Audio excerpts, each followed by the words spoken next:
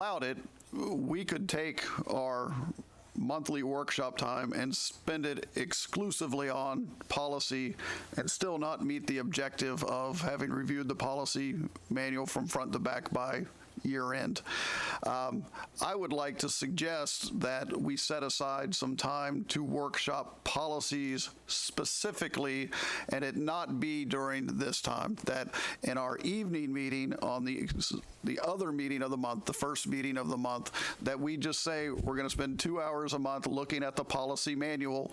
Some days we may get through an entire chapter, sometimes we may get through 2 policies, but just to say we're going to commit ourselves to spending 2 hours a month on the policy manual and just set that time aside. So that's kind of what my ask is can we call workshops specific to policies on the first meeting of the month, which we traditionally have not done. And that, I think what we discussed was proposing a 4 o'clock start time. I don't know, I know it's tax season. Yeah, after tax season, I agree. I would be all right with that. Shirley.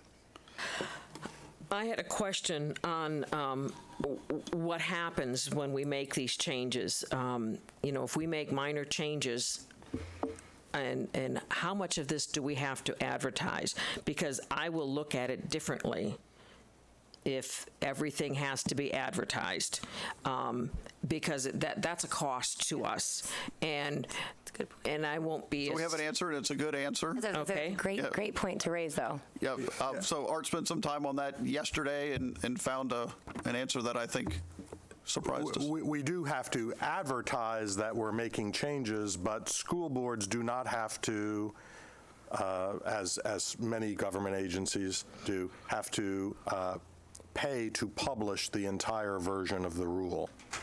So we have to give notice in the paper and on the agenda that we are considering a change to our policy, but specifically the Chapter 120, the APA, exempts educational units.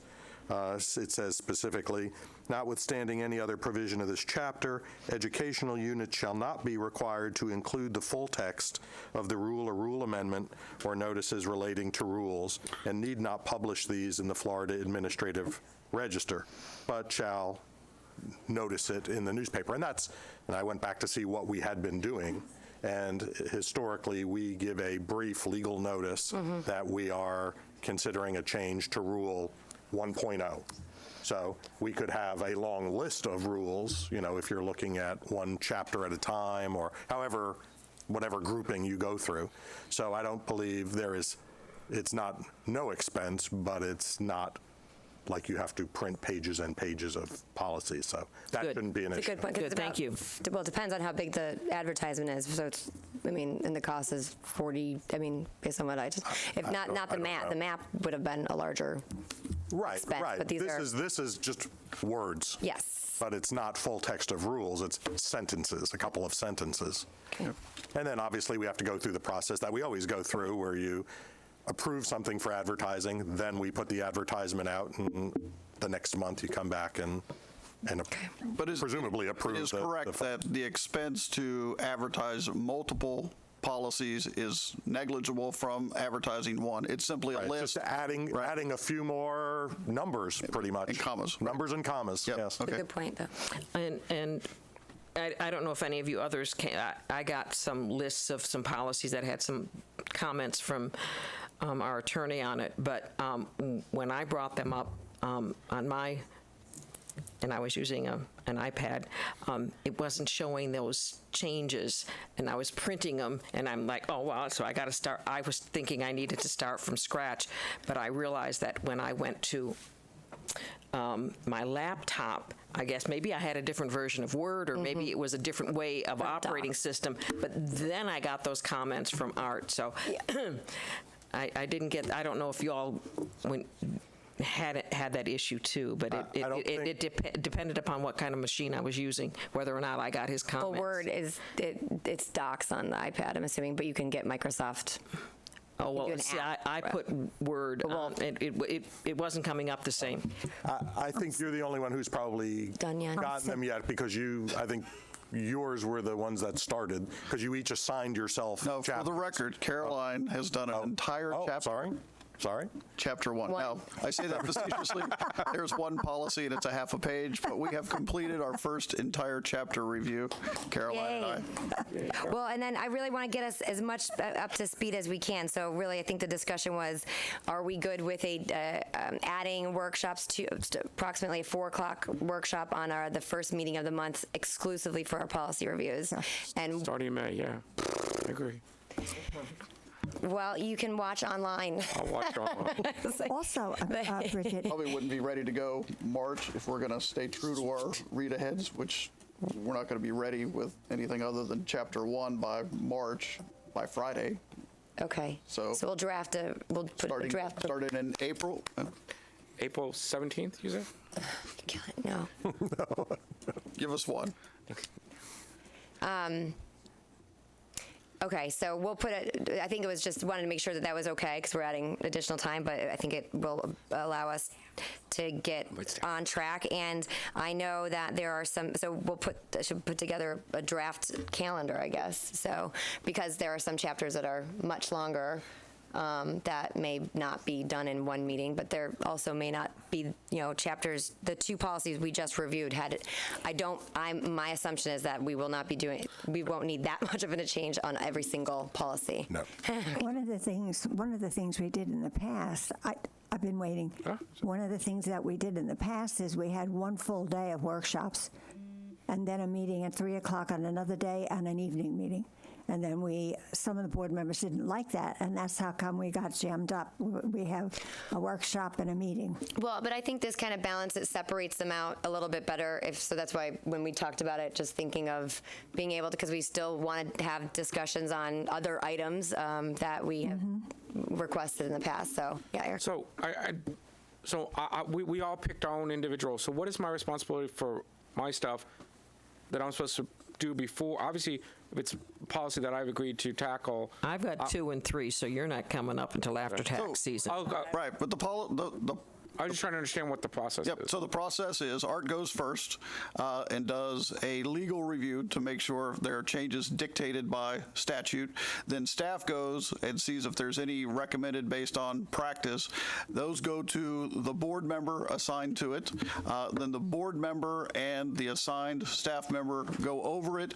We would then publish it to the entire board and say, we're going to talk about chapters 2 and 3. We are going to specifically highlight these policies because we think they require conversation. You may say, well, you didn't want to talk about this one, and I do, and so you could flag that for additional discussion, and that would be the basis of the workshop. Okay. Well, I would prefer that 2 and 3 not be done on the same thing. We've got session right now, and do 2 and then 3, please.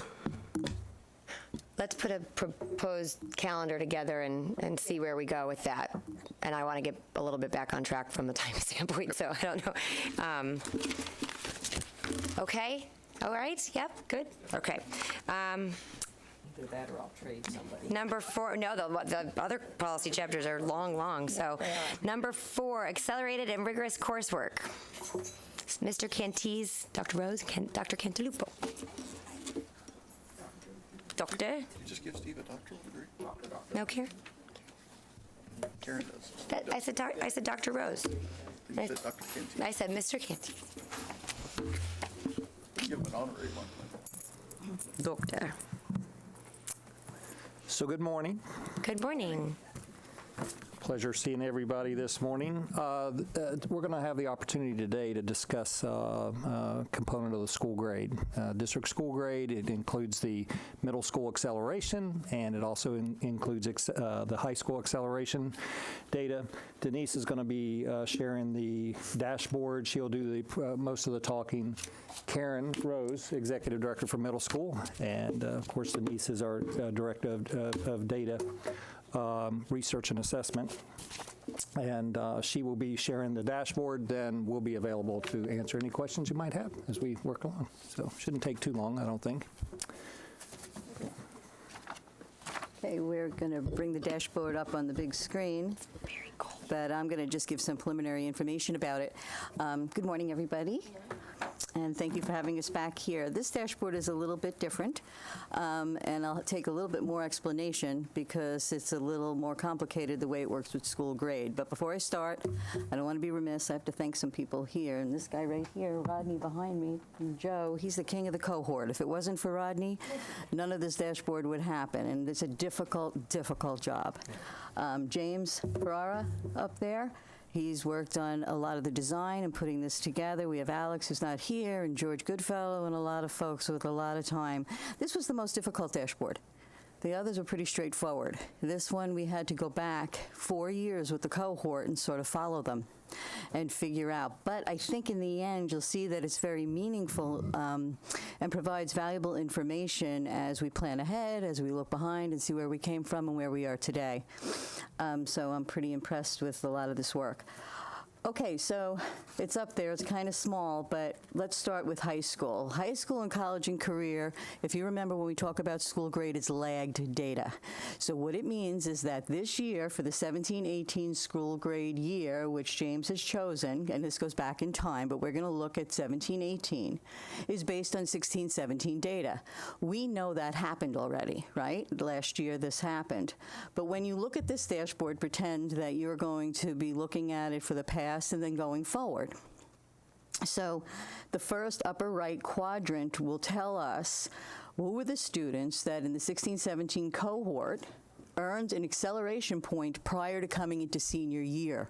That's important. We want to know that every year. We want to know who hasn't had an acceleration piece. We know, remember, this already happened, but it's just for demonstration. So we know that 49% of the students coming into from their junior year to their senior year had an acceleration point that will be on school grade. There was 1,385 students. Divide that by 2826, which is the graduation cohort number, and you'll get 49. Below it is a very important number, too. This is a number, 22% of our students did not have an acceleration point and will not, and are not enrolled in senior year to have an acceleration point. So these kids would not count in that component of school grade. 630 of them divided by 2826, and you'll get 22.29%. In the upper right corner, you'll see students who were currently enrolled in their senior year in an accelerated program. These are the kids that we're targeting. We want them to get an accelerated point or participate in an accelerated course and get the point so that it will enhance their educational experience, but this is the last opportunity they'll be able to get this while they're in high school. We had 811 of those out of the cohort of 2826, which led to 28.7% of those that were enrolled in senior year. Now, not all of those students earned the point for a myriad of reasons. They didn't finish the course, they didn't pass the test, etc. So we know, though, out of that 28.7, thanks to Rodney's and calculating the cohort, that we know that 15% of them earned the point. So 49% plus 15% leads to that number up in the far left corner, 64.15%, which is what we think the high school acceleration cohort or percentage will be in school grade this year for 17-18. What programs are included in that 811 students? I mean, is it AP courses? IB, okay. AP, ACE, and I should have started with this, I'm sorry, ACE and dual enrollment. And industry cert. And industry cert. Okay, so I just want to make sure that we're putting it in context. So at 64.75 is your predicted score. 1.5, yeah. Yep, 1.5. So it'd be 1.5. 64 on the report card, the district report card, compared to a 57 from the previous year. Right. 7-point gain. And I'm going to put a little caveat here. You always do. I always do. This is our raw data coming straight off. Because the Ray office and working with IT for the next 4 months, we'll be cleaning the school grade files. So we may find stuff. We may have things that weren't reported. We may have kids that drop, and even though they're in the cohort, they dropped courses. So it's our best scenario at the moment. Okay, but with asterisk. Standard error, asterisk, asterisk, asterisk. Okay, so that's where we are so far. If you go down to the bottom right-hand corner, and I like this piece, although it takes a little to understand, you'll see where our students are. So you'll be able to track over time what kind of courses they were in, which is a good instructional tool for us. You'll see here several numbers. You'll see 299 is the enrollment count in AP, for example. However, that is 182 distinct students because they are counted twice if they're in 2 AP courses. If they're in an AP course and a dual enrollment course, they will be counted in both places. So this number will never add up to the 811 you see up in the upper quadrant. Is there like I don't hate to use the same word, but is there a slam dunk industrial certification that, because it's the highest number by far, is there like one that we can get people into? It's actually it's the highest number of those students who are taking it. It used to be Photoshop, but then they took that off the list when they found that thousands and thousands of kids across the state had industry certification in Photoshop. But the one that is most frequently pursued is the Microsoft Office Specialist, and then they try to exclude the spreadsheet, and they try to do Word and Excel. Well, that Word, PowerPoint, and Outlook is really the sweet spot. You have to do 3 of the suites. If you can stay away from the database access and you can stay away from Excel, you can typically get an MOS certification by mastering Word, PowerPoint, and Outlook. How long is that class? Well, it's a variety of classes. It could take place in the middle school years. It could take place over a course of a 3-course sequence in high school. Many of our students earn Microsoft Office Specialist in their first course in a business ed sequence is where most of that work takes place. And then they branch out into Administrative Office Specialist, accounting, but there's a common initial course in the business ed sequence that focuses highly on MOS. If I may ask a question for clarification, you said you stay away from Access, which I know is more complex, and spreadsheet. You stay away from? I need clarification there. Well, he asked what the most obtainable one. Slam dunk is the. If you ask me what the most relevant one. Because that's where my concern was. I love my spreadsheets. I would talk to you about spreadsheets all day long. Yeah. But as far as attainable, Outlook is certainly more obtainable than Excel for many of our students and students across the state. Okay, so just want to make sure that when you said slam dunk, I'm not sure I got. The answer is no. They're easily attainable. I understand. Okay, I get that part, but I could do a slam dunk. I couldn't do one, but you could probably master Excel. no, I meant a slam dunk. Okay. So, but we support the accelerated courses based on the relevancy for them to be successful, not just for the extra points. That's what I want to make sure I'm clarifying. And my these previous role- certifications require, they have a deadline, so these certifications require continued work in terms of keeping those certifications updated, correct?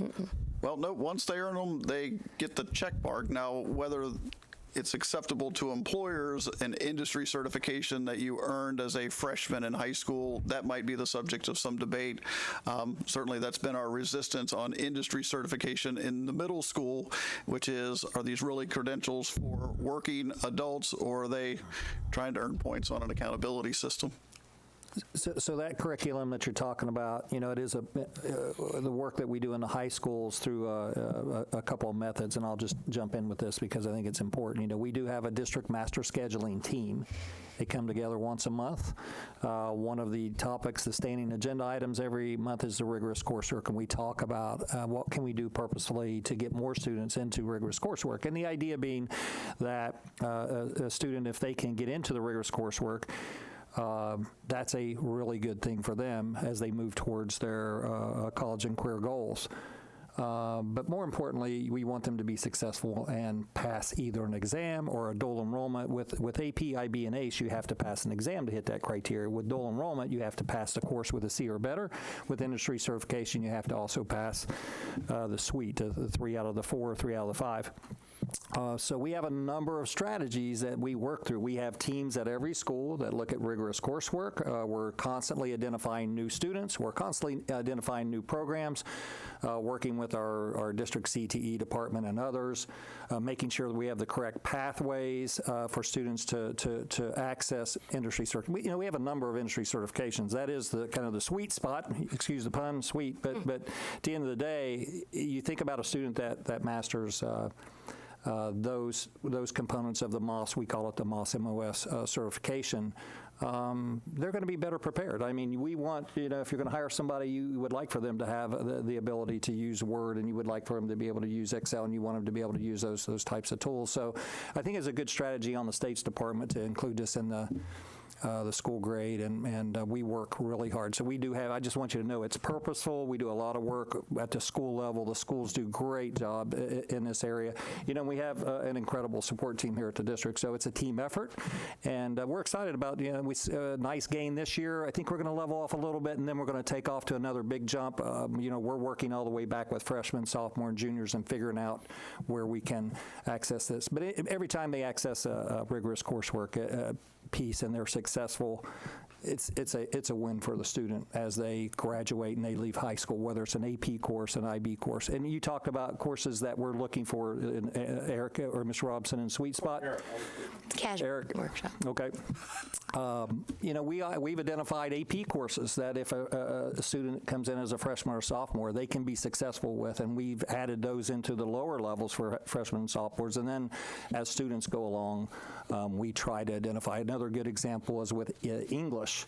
We offer a lot of IB, a lot of ACE, general papers, the course through the ACE, the Cambridge program, and then AP, Lit and Lang at the junior and sophomore level. We offer just a fraction of the honors courses we used to, because we're encouraging students to take those higher level courses, AP, IB, and ACE, even if they're not getting the diploma. But that's a better position, putting them in a better position as they go off to college. We're also providing support, trying to help them be successful. So I think we've done a pretty good job at the school levels and the district level with this. I understand the incentive why kids take AP and IB and ACE. Is there some sort of incentive for them to take industrial certification? Because I tell my middle school thinking about, I need this for my job when I get to college, probably isn't in their mindset. So is there some sort of incentive for them? Do they get an extra point on their GPA? Is there something that they get for taking the industry certification? As far as a GPA incentive, no, there is not. But I mean, I think the incentive is their learning skills that's going to help them be successful in their studying. I mean, if you're a freshman taking the DIT course, which is our entry-level CTE course that the MOS is offered in, and you're working through rigorous coursework, those, the ability to use Word. So the incentive is not as explicit as probably you'd like to see it. But for example, is it a prereq for some other course? Yeah, and many times not the certification, but the DIT course leads to a number of different pathways through career and technical education. So we have a number of pathways, up to 6, 7 at every high school, which is something we should be really proud of as a district. You all have supported that over the years, and we've added those CTE pathways. Because when I worked with Mia Slayton for that day, every time someone comes a freshman, she told them they need to take this if they wanted to do these other things. But I didn't know if that's a standard thing that. I mean, that was only because people coming into her room to talk, so I didn't know. So the only other thing I would add, Eric, is that over the last few years, we've added honors level to career and technical education. Career and technical education courses previously didn't get the same weight that we gave other honors courses. So I think it was maybe 3 years ago. We've added those honors weights, and that's an incentive for them to pursue a career pathway in high school. So our definition of college and career ready, you hear that term a lot, and we want to graduate students that are college and career ready. That means they're graduating with a standard diploma, not a special diploma. It means that they're ready to enter college, which means they've done prerequisite coursework and have an SAT, SAT, or PERT score on file. But we also talk about industry certification, that at graduation you should have a very difficult decision to make about whether you want to enter the workforce, continue your education, or do a combination of the two. And so when we look at specific specifically our community and state colleges, they have moved away from articulation agreements that look at a student's GPA and look at their students' coursework, but they are awarding college credit based solely upon industry certification. So if you present industry certifications at our state and community colleges, they are awarding college credits, some of them as much as 30 hours, a full year. And so if you present to them a PN certificate, which we have students that are able to do their practical nursing before graduation that falls under the umbrella of industry certification, there is a direct benefit to our students when they matriculate to state and community colleges.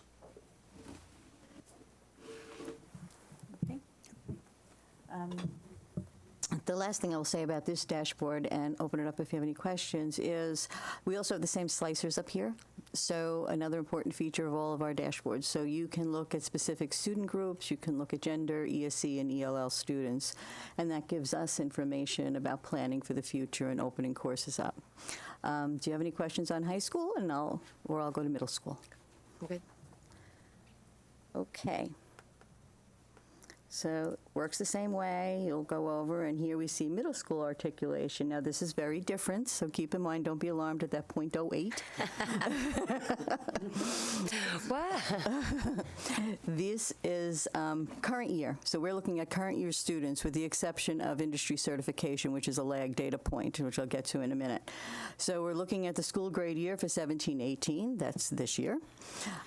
Right now, we have 2 students, and no, it's not a mistake. We have 2 students somewhere.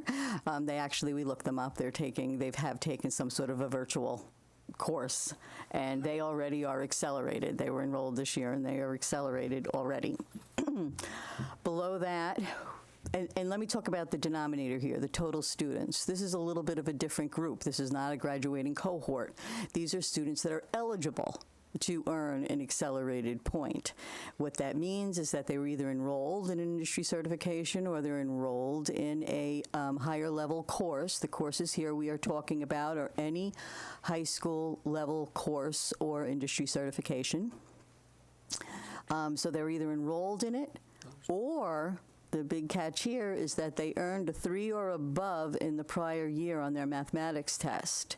So they automatically were put in the denominator and part of that 2572. So when you take a look at this, again, not cohort, but that group is not the entirety of middle school. All right, so we had 2 accelerated students this year so far that earned their certificate or earned their acceleration point out of 2572, which is that .08. Below, we have, out of the students that were eligible to earn an accelerated point, 2572, 571 were not enrolled in any type of advanced coursework. Up on the top, we see the students that are currently enrolled in an EOC or an industry certification course in middle school. There's 1999 of them. 77% of those that are eligible are in an industry certification course. Now, when you look at that, so when you say, because the question Did you mean always, to say industry certification course, or did you include in that algebra? EOC, or an EOC course, I'm sorry. Yep. And if you look below, in the bottom right, you can see the courses that they're enrolled in. So it would be algebra, algebra 2 is one person, biology, geometry, or U.S. history. They may be in an industry certification course this year. It will not show up until next year once they've earned it, okay? Mm-hmm. That's a lag data point. That's approximately 90 students that we're piloting for industry certification that have the potential to be part of the 18-19 data. So they'll show up. So what that means, in school grade, they can only count once in this point. So if I have a child that's in algebra that's also in an industry certification, they'll count once for this year and possibly once for next year. Can you talk about how a 7th grader is treated? So we have students who take Algebra 1 as a 7th grader. They could have gotten their EOC. Did they earn points in the year that they took Algebra 1, or does that carry over to their 8th grade year? My understanding is it's the year they took it. Okay. So they have to get a 3 or higher on geometry to get acceleration this year. Correct. Well, if they're in algebra, it's algebra, and geometry, geometry. Right. Where was I? Okay, so you have 77.72. That doesn't mean that that's going to be what the accelerated value is. It depends on how many pass these courses and tests. Middle school is now putting more students here. So in the past, although we've had very few people fail algebra, for example, in middle school, it was much more, there was a much more select group being put into this course, let me put it that way. So I think if you want to speak to that. Sure. Per Dr. Bowden's directive, we got together as instructional leaders and really provided support for increasing our numbers in algebra. We're providing tutorials before school, during teacher planning times, and really looking to support our students attaining the algebra coursework. And I think that we're pretty confident at this point, entering in the second semester and progress monitoring these students, that we've made huge progress. I encourage you to look at the individual schools, and particularly the traditional middle schools versus the charter schools. We've made huge headway with our traditional schools. And you can do that by selecting different schools. Right, at the top. So when we looked at Algebra 1 EOC pass rates, what we found is we had a 99% pass rate. And so while that's certainly something to celebrate, it also alerts you to the fact that maybe you didn't provide the Algebra 1 opportunity to enough students. Maybe you had kind of a narrow track that resulted in Algebra 1. And so Karen Rose and her team have expanded the opportunities to take Algebra 1. And so I think it would be unfair to expect that the pass rate would remain at 99%, even though Karen's not going around saying that she would accept a 90% pass rate. But if you applied a 90% pass rate to the 77% of students who are eligible for that, that puts you 69 to 70, which is a full 10 to 12 points above where we were a year ago. So kudos to you, Karen. Thank you. It's teamwork and with district support and guidance, your guidance in particular. And so my challenge was 10 points, and you are right in that range. We're working it. And remember, we have to clean the data. Right, I was going to say, I knew that was coming. And here come Denise's asterisks. Well, Yes. that's important, though. I think that's fair caveat or disclosure. I'd like to ask a Caroline, question. What do you do with a student in high school who is very proficient in math, and you do not allow him to move forward at his own pace when he's already bored out of his mind? That's a very specific question. Very specific, but I'm sure it applies to more students rather than just my one grandson. Okay, so what I would say, you know, in high school, your tracks are or your curriculum content we don't are do separated. tracks. Yeah, we don't track. The content is separated. So, you know, your math is going to be much different. Your English is going to be much different than your social studies and science. So students have the ability, if they show the aptitude and the interest, they have the ability to be accelerated. When we have students all over this district that are accelerated incredibly fast. We have students who we struggle to find a math course in their senior year. We're working with the SCF right now to try to identify additional math courses for some of our students. So I would encourage parents, one thing I would say is if you have a child and they're interested in accelerating, certainly you need to have a conversation with a guidance counselor, and you need to have a conversation with the school level administrator, because we have the ability to accelerate students. And typically, in most cases, we'll have the conversation. We will indicate whether maybe we should or shouldn't accelerate that specific student. But at the end of the day, if a parent says they want that student accelerated, we're probably going to accelerate them more often than not. We're going to accelerate them, and we're going to monitor them throughout the course of the year. Well, I might refer to my grandson, which is what I know. I also know that if that's happening to one of my grandsons, that's happening to other students throughout Sarasota. So that's where I'm coming from. I can use him as an example, but I'm sure there are other students that are the same thing. We're not perfect, but we're pretty darn good. Well, he's not been allowed to take I would encourage. You know where he is. Okay, well, hold on. I want to stay on track because we're running behind. So I don't know if that answered your question or if you want to do it off. No, it didn't, but it's because I know what's really happening. Okay, Shirley, Derek. I guess, aren't there online courses that are available? Kind of throw that out there. But the other question I have is when we have kids taking algebra and even algebra 2 in middle school, and then they put that beside. I mean, I don't know that I can quote hardly any, well, it's been a long time, but even a few years after I took my algebra, if I could remember what X was. But then they have to come, or how it equaled Y. But then they have to put these things to use again when they take their ACT and SAT.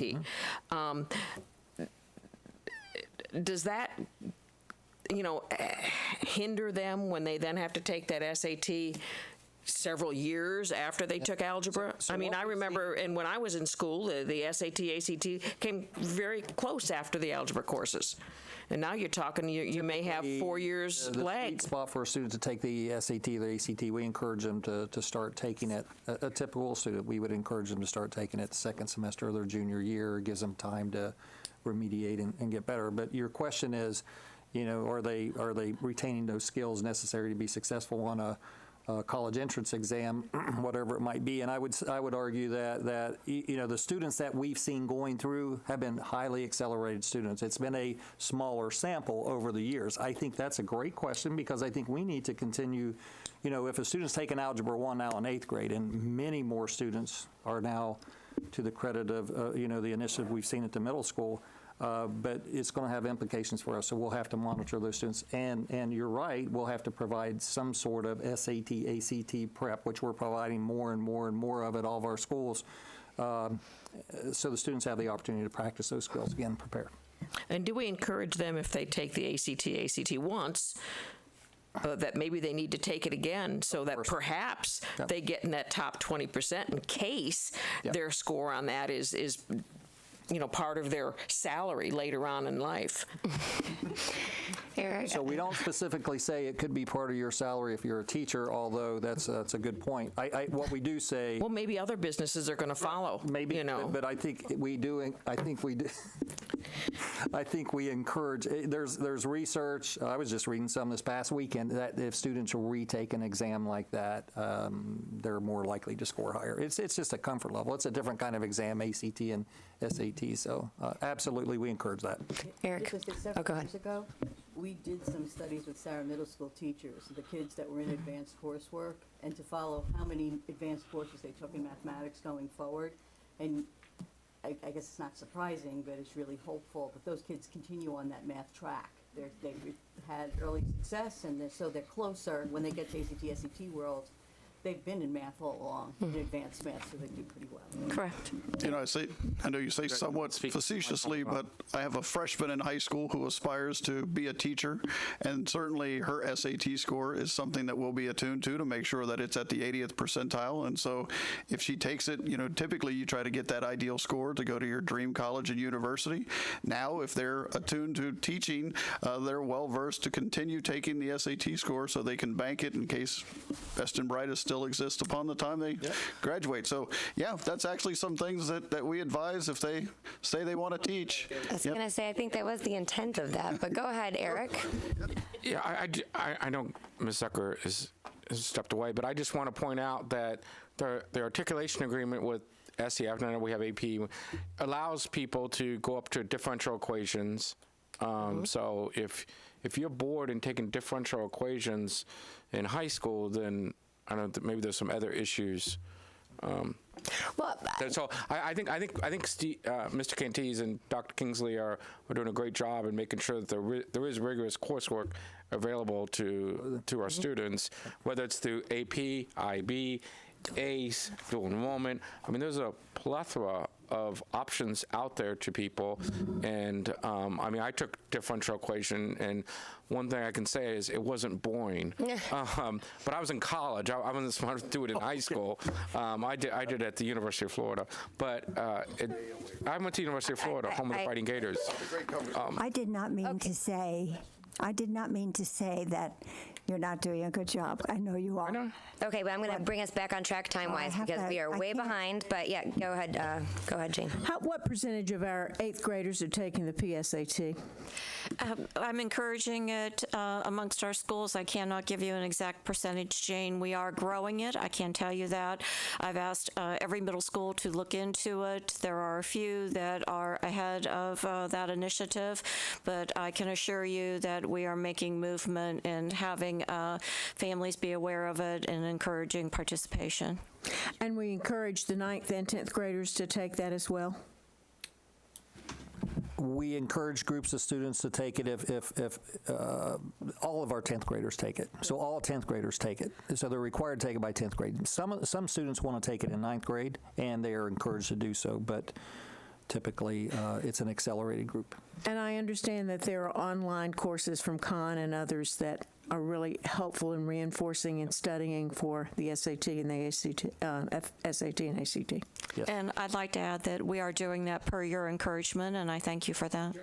Yay. No, well, I want to add, I know this was something I had raised concern, so I'm glad that you proactively recognized it when you looked at the numbers and the 99% on Algebra 1, because I think there's that balance. You want to challenge students, and we want them to get A's and such, but and score high, but I think we miss opportunities if we don't push.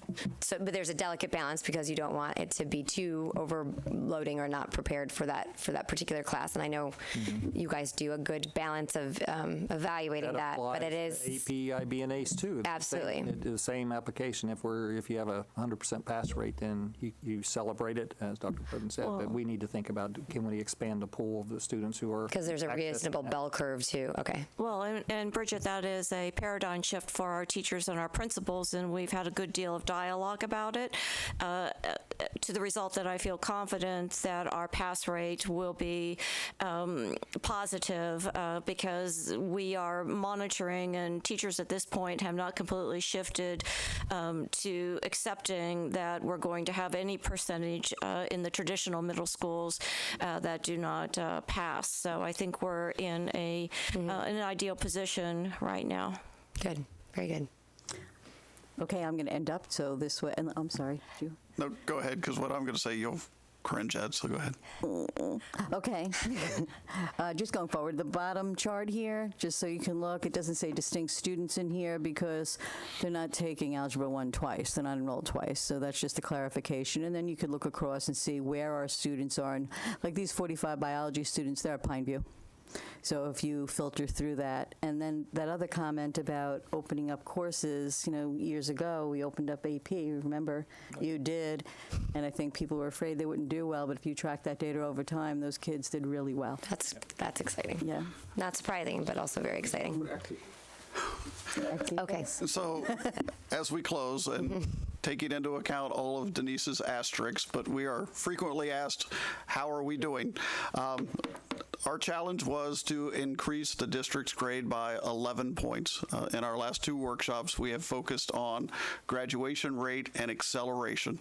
Graduation rate is up a point, high school acceleration is up somewhere around 7 points, and middle school acceleration could be up between 10 and 12 points. So you're looking at just between 3 of the 11 data elements, an 18-point gain just on those 3 items. And so when you ask how are we doing, we are incredibly optimistic about the great work that's happening in this district.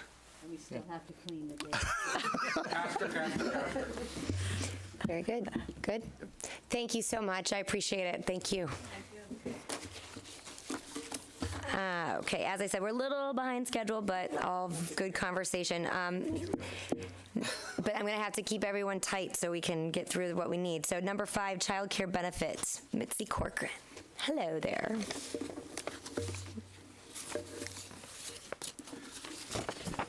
As Mitzi is getting situated, I sent an email out late yesterday with just some data. We did a quick survey of our elementary and middle schools, which is where our before school and extended day programs reside, just to get a feel for where the programs are at, what the capacity of the programs are. We have copies of those, so I don't want to assume that you have seen my email that went out 3:30, 4 o'clock yesterday. Yeah, mine are sitting on my printer. Mine and I are left them not at printed, home. but I did see them. Do you have a copy that I could reference now? Yeah. I believe they're. I have one, mine. I'm sorry. Are there Yes, spoke. copies in the back? Or you can Let me share. look. Let me look. Yeah. They asked if I wanted copies for the room, and I said yes.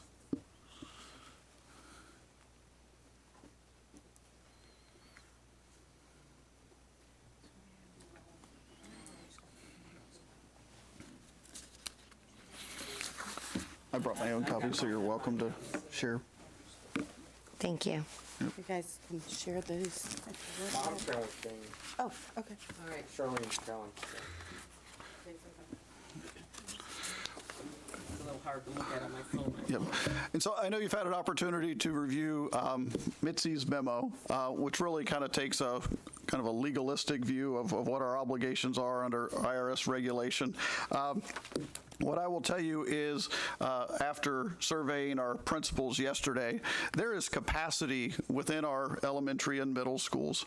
I believe there's capacity to serve our teachers quite honestly, without incurring an expense to the district. And really, the guidance that we're looking for, if you want to know kind of what is the outcome, what direction are we seeking from the board coming out of today's workshop, is really, as we craft our plan, the plan that's required for us in the way that we do this, is where do you want us to draw the line?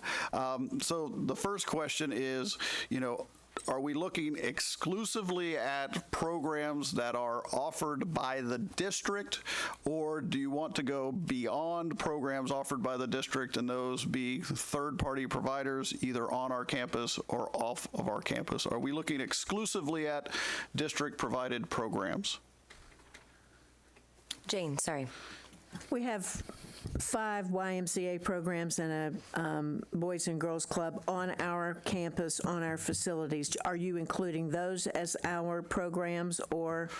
Well, that's the direction that I need from you. I can give direction to principals who operate extended day programs to allow teachers to access those at no cost. I don't have that authority with a YMCA program, so I would have to seek a funding source or a budget line item to pay fees on behalf of teachers. And so my question is, do you want to talk exclusively about district programs offered on the campus of our schools? Do you want to look at programs offered on our schools, or do you want to open it up to programs off of our campuses? Eric. And then you.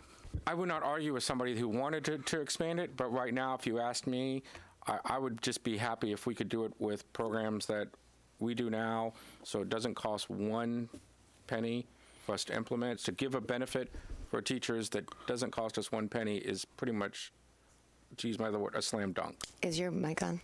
Yeah, it's on. The light's on. Okay. Was that your thought also? My thought. Okay. Shirley. When I'm looking at the cost per student, and it looks like at the Title I schools it's free, what about students who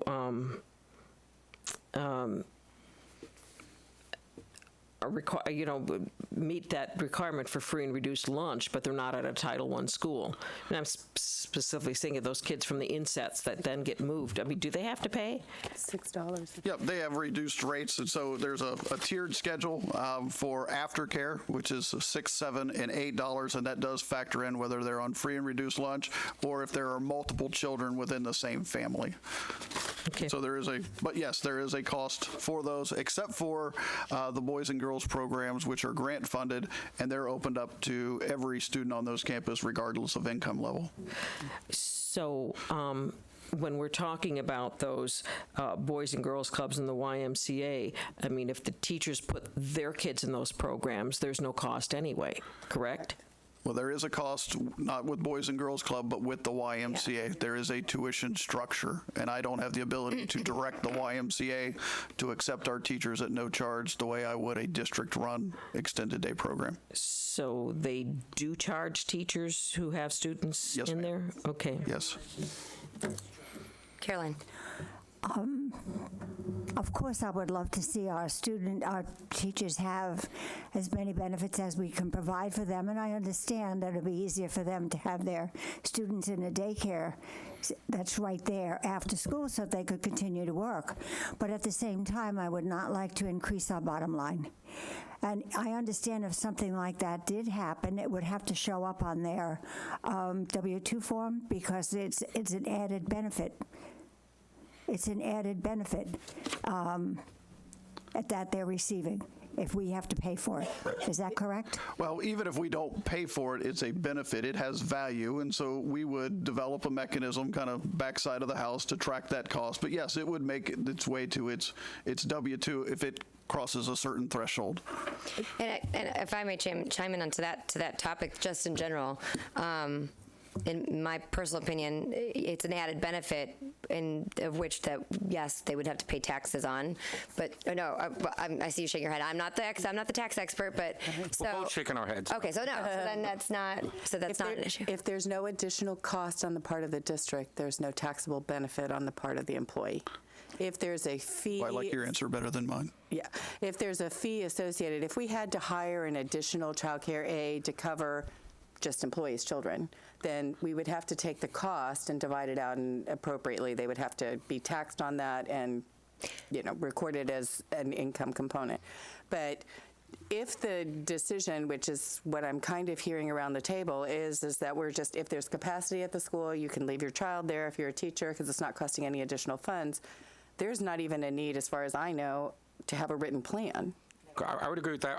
My only little stipulation is I just want to clarify, is if we pay money and you're not married, found separately, Correct. and it goes over $5,000, then it would go. But when you're paying $8 a day, that's a lot of days to get to $5,000. Right. I mean, $8 a day times 180 doesn't get you to 5,000. You'd have to have multiple kids. It would be $12 a day. It's 4 in the morning, 8 in the evening. It's $21.60 a year. So it's again below the $5,000. So you'd almost have to have like 3 kids in order to get above the threshold. But it was just to follow up on that, was to say I knew that there was a threshold. I wasn't sure, but even still, it would be something you just educate and make them aware of, and they choose whether they use that benefit. That's to me a different. That's not incumbent upon our decision making. That's just what they want to do. But I know you had to follow up. I get confused sometimes. My follow-up was, what happens if we have 3 spots open in the after-school care, and that's taken up? And 3 teachers, we had this discussion yesterday, so. Yep, and the information but the information I have available now that I didn't have at the beginning of the day yesterday is when we spoke to our elementary principals and said, what is the capacity of your program? The great majority of them responded, it's open. And so there is not a capacity of, we have 100 seats and there's 97 children attending, we have 3 seats. They basically say, we staff to meet the need, so it would be very difficult to allocate a cost to that marginal student. When you add a student, what's the extra incurred cost? And so I think what the opportunity is here, if I want to kind of skip to the ending, where I'd like to end up with is the board saying it would be acceptable to confine the program to the following parameters: a district-run program on the campus of your child's school, of which there is no documented incremental cost for the child to attend, and to leave it there. The only clarifying question I have for you is, we have talked in the context of, I teach at elementary school X and my child attends elementary school X. May they attend the before and extended day program there without charge?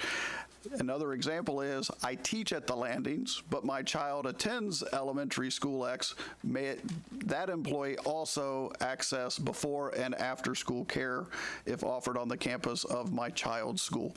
So that's the only other kind of open-ended question I have for you. Have we been doing that in the past? We, as far as I'm aware, we have not. I think it's been limited strictly to school staff, staff at the school who have children at the school. So, for example, I have an accountant who works for me whose child attends Tatum Ridge. She currently pays $4 in the morning, $8 in the afternoon for her child to attend that child care program. So the question, or the clarifying question we would want to know is, she is a school board employee. Does she now get the ability, if there's capacity, to have her child attend without paying the fee any longer, or is it limited to only the employees located at Tatum Ridge? That's the question. I personally think it's, if the teacher is, or teacher staying after school to do school work, and their child is in the after-school program, we should cover it if, like you say, if there's room available. But if, say, that teacher, or if not a teacher, maybe even a registrar or something, were to leave, then we're not covering it. I mean, to me, it's like because it's, I mean, we're not paying that teacher to stay after. And I agree. I just don't know that the child care manager is going to know whether or not that teacher's in the classroom working or if that teacher went to go grocery shopping. I don't know that they would know that. Well, You mean like physically leave the grounds and then come? Okay. Pick their child up like you would at any other child care program. Okay, Eric. So help me understand. You're making a distinction. I'll just use Venice as an example. I'm a teacher at Venice High. My child goes to Venice L. Can I put my kid in the Venice L for free? I think that's your question. Yes, sir. So my question is why? Why are you asking that question? Why is that an issue? I mean, I'm trying to understand why they wouldn't. I'm trying to find out what the downside Well, is. it is a departure from past practice. We're trying, these are the questions we anticipate getting back. When we leave here today, I'm going to direct Mitzi to send a memo out to all of our principals. We try to anticipate questions. Are we just talking about the employees at that site? Are we talking about any employee of the district? My gut says you're my employee. I have a product. I provide a service. Doesn't cost me anything. Why would I not? And I'm thinking that you're asking the question because there's something I'm not contemplating. So that's what I'm trying to. If there's not something, the number. If there's something I'm not contemplating, then there are employees. They're working late. They're grading papers at Venice High. They're having a parent-teacher conference at Venice High. They want to have their kids at Venice Elementary. Teachers work. I mean, I think we all agree. Teachers work more hours beyond than what the contract says. They work more hours beyond than what the school says. Can I just, and I interrupt, but I just want to seek a clarification because now both you and Shirley have used the word teacher, and I'm sorry, employees. I was going to say, thank you for clarifying that. Okay. Talking any member of I meant staff. employees. Right. Any member of staff. I'm sure every member of staff works, long hours. I wasn't trying to belittle anybody. Non-exempt. Right, non-exempt. I don't know. Our employees work hard. We have good employees. They work long hours, regardless of the classification. I just want to preface that. If there isn't some other thing that unforeseen circumstance, I see no reason why that employee at Venice High can't put their kid at Venice L if it's not going to cost us a drachmed, a yen, a dollar, a British pound, a Bitcoin. I was like, a what? If it's not going to cost us anything, Bitcoin. I see no downside. If we're able to provide a benefit to our employees who need this, I mean, childcare service is something I deal with on a regular basis. Thank you, Christine. So I have no problem with doing that. Shirley. I would like to say that it would be that when we tell the employees, that we tell them that it's limited to the time that the employees are on school district property doing school district work. I mean, or at least because I don't think we should be keeping the kids in after-school care if in fact the parent's off shopping. I mean, I think we're doing it to help the employee while they're working for us, I would not agree, while they're doing personal errands or anything else. I think it's while they are performing duties related to their job on their district site. And so I think that's a noble goal. I have a difficult time putting rules out there that I have no intention of enforcing. We're not going to stand in the parking lot and say, why are you leaving and not taking your child with it? But we can certainly build that expectation. But I just want to make sure that there's no accountability back to me to enforce the rule in any way. Well, I mean, I think overall, in general, from a broader cultural standpoint, is that, we're, and it sounds like a lot of us are in agreement. I mean, you want to provide that service to a family, to a teacher, or a staff member. Ooh, sorry, but because I think it has been illustrated in a number of other industries that it bodes well for the operations of your organization. So, and it is a benefit, but I think there's a micromanagement component that's going to be hard, but hopefully people don't abuse that benefit because that has implications too. So make that loud and clear. Yeah. But no, I think we all. I mean, I thank you, Eric, for bringing this up because this is not something I would have necessarily caught with as it related to the tax component and such. But I think it's great that we can not just do what we were doing before, but even expand it to all employees, given the capacity. So can I make a summary statement just so I have a clear understanding? Although she went, yeah. Yep. Any employee of the district who has a student at a school where there is a district-run before care or after-school program where the enrollment of that child does not incur a cost for the district can put their child in that program. Yes. No cost. Okay, and my Mitzi. only thing is I would like for us to kind of, from our end, I think we were going to have to monitor that, just because right now it's, maybe 3 teachers or 5 teachers at a school, but there could be Staff members. 50 but currently, what's currently occurring is at the school, it's usually the teacher whose child is in these programs, so it's maybe, if you look at the report, you'll see 5, maybe 10. There could be 50 children of staff employees at a school, we don't know, that are currently just paying. So I would like us to be able to determine what that impact will be, because right now it's an occasional or it's a very small number.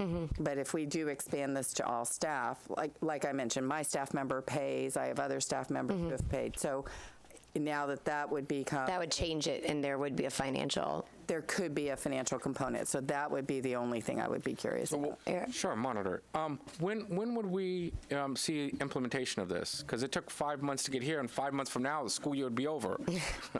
I think at this point, based on the direction that we've received and with the tight parameters, it can be accomplished with a memo from our CFO to principals, I would say by week's end.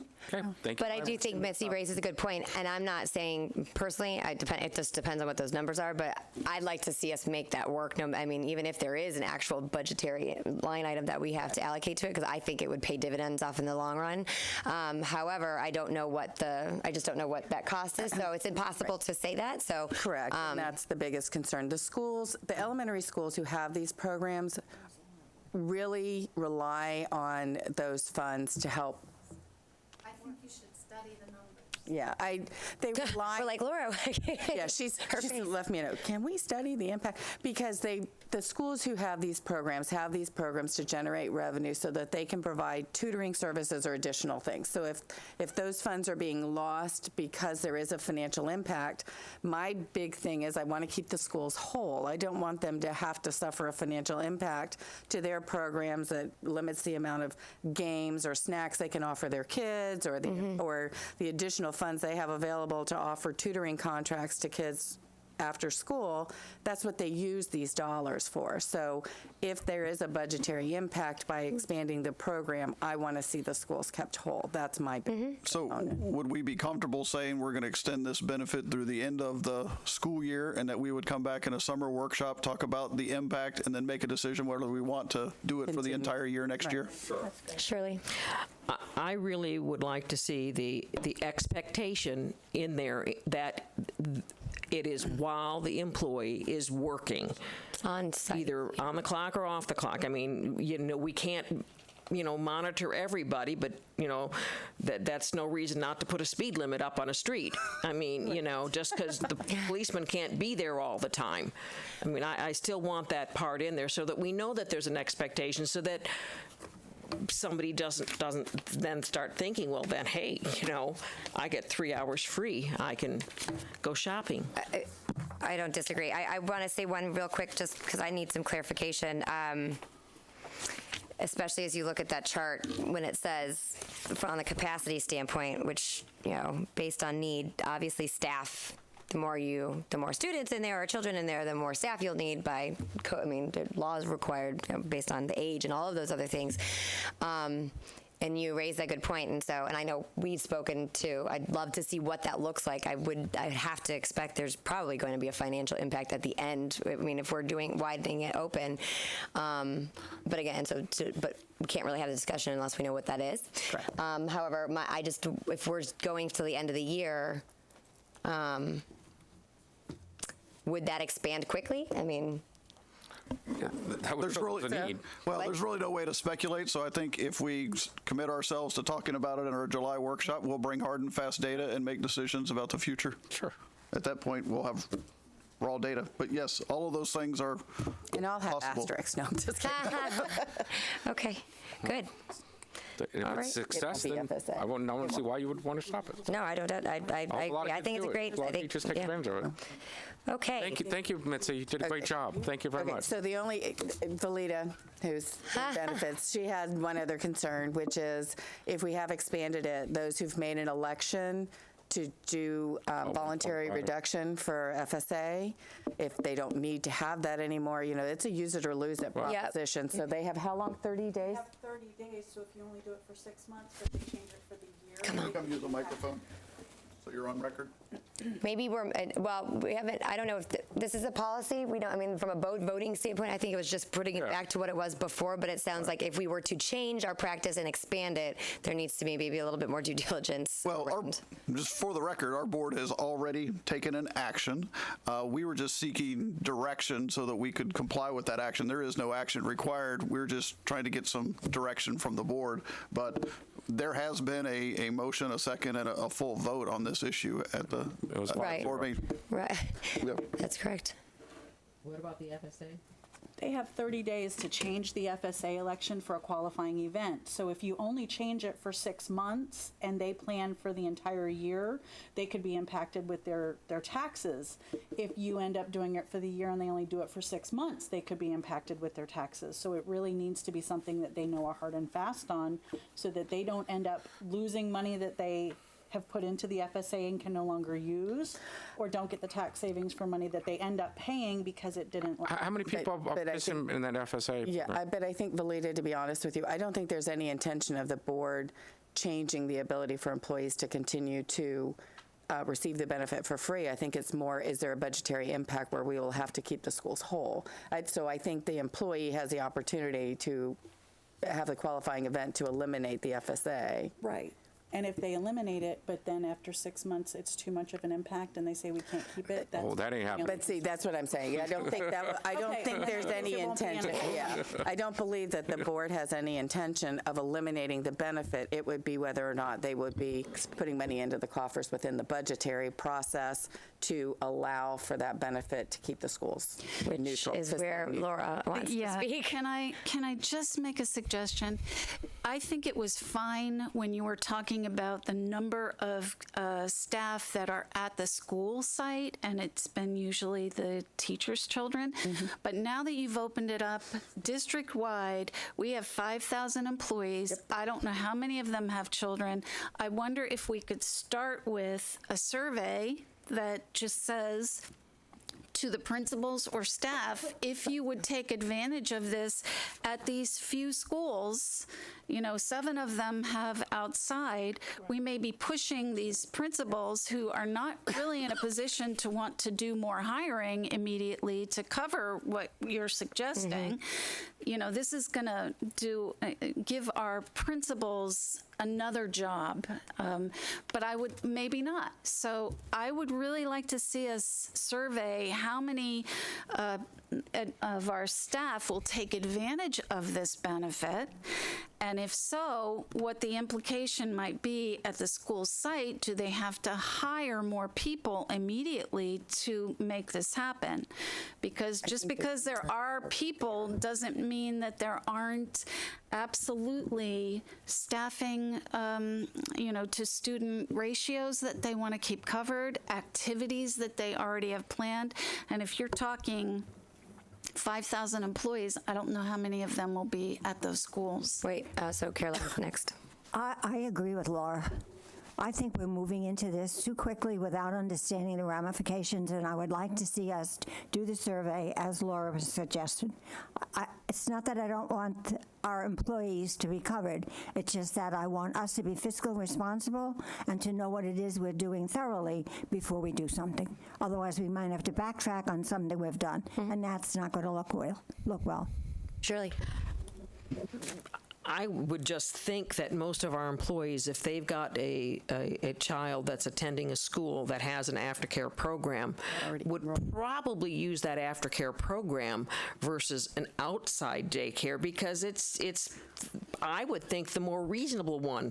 But Not necessarily. There may be staff that once you put this out, they may want to take advantage of this. And that's what I was saying. And Eric, go ahead. I'm sorry. I think Dr. Bowden, the most perfect survey, because surveys have errors, is let's try it and let's see what of our staff takes advantage of this. But I'm sorry, go ahead. Think in reality. So we say, let's try it, and a school says, suddenly I have 50 people who are coming to me that are staff from the schools. I don't have additional aftercare staff that are already in place to take care of those 50 immediately. I am thinking about reality. I'm thinking of teacher recruitment and retention. I'm thinking of improving the environment for the teachers. I am thinking about that. I'm thinking about the aides, not just about teachers, the aides who make $12, $14 an hour. I am thinking about those people. I totally agree. Hold on. I'm thinking about the reality of the situation. If we make it so people can't afford to work here, guess what? They won't work here. And so I am thinking about the reality. And so we have the ability to do a 100% accurate survey. And the 100% accurate survey would be try this out for the balance of the school year. Then you will know what the financial impact will be, is by trying it out and seeing how it goes. We always talk about how it's hard to recruit people and how it's through retention. This is something that most likely will cost us nothing. And the fact that we're debating about not wanting to provide this service to our staff members to prolong it in August, that they've started the school year. School year is halfway down and they haven't got this right. And then to prolong it anymore for these people who are barely living. They're not making what we're making. They're living paycheck to paycheck. So you want to talk about reality, the reality that these people have to live with having kids and trying to figure out what I'm going to do and how I'm going to take care of my kids. That's the reality that these people live every single day. I totally agree with you. However, it's also hard to recruit after-school care workers. So I'm not saying prolong it forever. I'm saying let's make sure that these principals are equipped to hire the staff they need to cover that. And it may not be an issue. It may be that they can cover it easily, but it may be an issue. That's what I'm worried about. So I'd like to chime in. So because I agree with, when I read this, like I said earlier, I said I don't know how there's got to be capacity issue. I mean, if it's open, if we're changing the parameters, then I believe that that more people would likely want to take advantage of it. I would like to see us be able to do that. I just don't know what the back end looks like. But I also agree with you. I don't want it to take a long time. I want to do this as soon as possible, but we have to be responsible and understand the financial impact. So that's why I wanted clarity on if we were to move forward as it was previously, there would be no financial impact right now. No, it's occurring now. Exactly. So, and next to that is how long would something like that take to look at numbers? Because, go ahead. Well, what I was going to suggest is that I can go ahead and draft the memo, send it out to the principals. And again, we've said based upon capacity. So at that point, they would see, you would have your employees fill out a form. I'm interested in signing up for this or whatever it is at the school. Then the school would know I've got 20 more people because they teach at Venice High School or they work at the landings or wherever they're at. And then they can then staff appropriately and say, okay, I'm now up to staff. I have what I need. Your children can now attend. It gives the principals an opportunity to get their program ready to handle those children instead of just saying, yep, bring your kids for free, and they've got, now we've got a 1:25 ratio because you don't have enough aides there, which, puts us in violation. It'll be out of chaos. It'll be out of chaos. Well, I mean, I feel like we're all saying very similar things. I believe, Eric, I think it sounds like there needs to be some in looking into it if we expanded the definition of the access, but I think the capacity component is a good point. I mean, if there's capacity, there's capacity. So you're still looking like there's something. I'm just curious. What do you tell somebody an employee of the district whose kid goes to Inglewood Elementary, and Inglewood Elementary has open capacity? So you're going to tell them, even though it won't cost us a dime, even though we won't have to, we have capacity, even though we have room for your kid, I think we're going to have to, so I just want, well, that's what she was saying. No, no. Oh, okay. No. No, Okay. stop, everybody, time out. That's what you're hearing. Okay, stop, all right. please stop. So misunderstood. I it misunderstood what you is said. that if there is current existing capacity and it doesn't increase the cost, that they can access it. The difference is, and then if we find that there's more need or demand for it and there's going to be cost implications, that's what we'll be studying in August. Is that?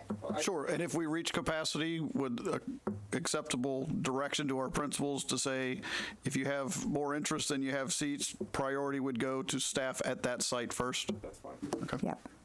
Good? Shirley? With just something that I'm looking at, why isn't there before care at some of our Title I schools like Emma and Gocio and Tuttle? I mean, we have before and after at most, but we've got some Title I schools that there's nothing before care. Right. Well, those are site-based decisions. I mean, whether there's demand for it, staffing, you're going to get a different answer at each site. We've not mandated these programs exist anywhere, but you see they're pretty widely distributed. But why they don't exist at any one particular school, I can certainly seek that answer for you, but it's not going to be the same answer at any two schools. What I've heard is remember, there's a cost. Now, even though it's a reduced cost, it's still a cost to those Title I families. And so the demand isn't there because there's a financial impact to those families. And $8 a day does add up. And so there's a lot of parents at Title I's schools that decide, we can't afford this. And so there's not demand. And so because there's not demand, those schools don't have it. Hold on. Alta Vista has before care, and it's free. Emma Booker doesn't. I don't understand. Well, Can I make a suggestion on a couple things? yeah. I want to watch our time because we have some other stuff, and I know that the immediate discussion, I think we have clarity on, I believe. I think the topics that are being raised right now certainly are some things that I looked at and was concerned with, and it may benefit us to have a much more thorough conversation, and also after some of the information's been collected. Sure. So if you want to send me those questions, and I will get answers, and then when I send answers out, I'll send it out to the board in its entirety. So if you have specific questions about why programs do or don't exist at certain locations, I'll get you answers and report that out to the board. And Mitzi, may I please have a copy of this? Would you send me this? They sent them yesterday. That's my copy, actually. Late I just yesterday. printed it, but yeah, they were sent yesterday by Linda Termine in email. Okay. So I printed them but left them at home. Are we good for the time being on this topic? Yes? But it was late yesterday. Thank you. I appreciate it. thanks. Okay, so qualifying It was like 4 o'clock, yeah. Schools of Excellence. To the- Mitzi, you can stay, and Roy, come on up. I'm not going anywhere. I will send out a qualifying event notification for you who's in that FSA. Perfect. Thank you, Mrs.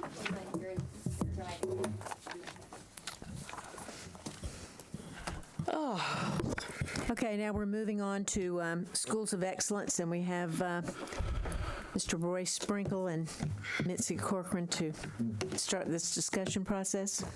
All right, so as we build expectations as to what is it that we expect to get out of each topic, this I would describe as this is an issue that will not be solved today. We want to put this on your radar screen. There are some issues related to Schools of Excellence, so we want to make you aware of the program, the parameters of the program, and issues that staff is working on. Many of the questions that you will have for us are questions that we have. But unfortunately, we don't have answers yet. But we felt it was important to get ahead of this issue because it will have impacts for staffing and for budget, which explains why I have the dynamic duo of our finance person and our HR person. So having said that. May I? Mrs. Zucker. I would just like to go back to 1992 because this is exactly what we did in 1992, and it was horrible. That's when we lost all our art and all our music teachers in the schools. So I'm not very fond of this. Chuck Fowler also incurred the wrath of the community. So I just want us to be aware that we've been here, we've done this before, and it was bad. Are you stating that it was bad because the principals then were able to cut positions and Yes. programs that Yes. we have in the The past only not done? requirement was that there be a principal at the school, and everything else was left for the principal to hire. There is no way around. It will greatly limit the ability of the board and the superintendent. So if you said, I want to put a school nurse at every school in the district, I would say, well, I control the budget of about half of those schools. We'll allocate the units, and I'll try to persuade the principals to allocate units at the other ones. That it really makes it difficult on district-wide initiatives to say, let's put a career advisor at every middle school when I don't control the budget of certain middle schools. Shirley? My recollection of this back in '92 is different, and that is there was two things that happened. Schools were given this opportunity, but it also ran right into the time that the legislature said that we could no longer have that extra discretionary. I mean, we used to raise $1 million, and then the legislature came back and said, no, you can only raise 0.51. So we quit raising that money, so we had a big cut in our budgets. That was directly related to what the legislature was telling us. So we had to then work around this budget cut, and some of the schools probably had the problem. But to say that it was the, I think it was like A+ schools or whatever they were called back then, but it wasn't because the schools had the autonomy that they cut those programs. It was the lack of funding due to the legislature suing us and telling us we couldn't raise that $1 million anymore, that we had to cut it back to $0.5 million discretionary. And we lost the case. I mean, which... I lived it. I lived that time. No, you were in the legislature. You were doing it.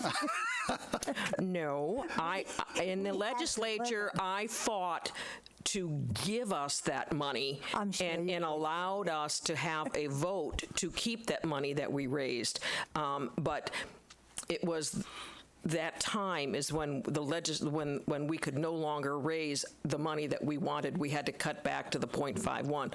I think that happened in 1991 or 90, but it was 92 when I was on the it was the cut in funding that I think led to the positions. It wasn't that's what the principals wanted. No, it was because of the funding, but exactly what I said is true. The first thing they cut was art and music.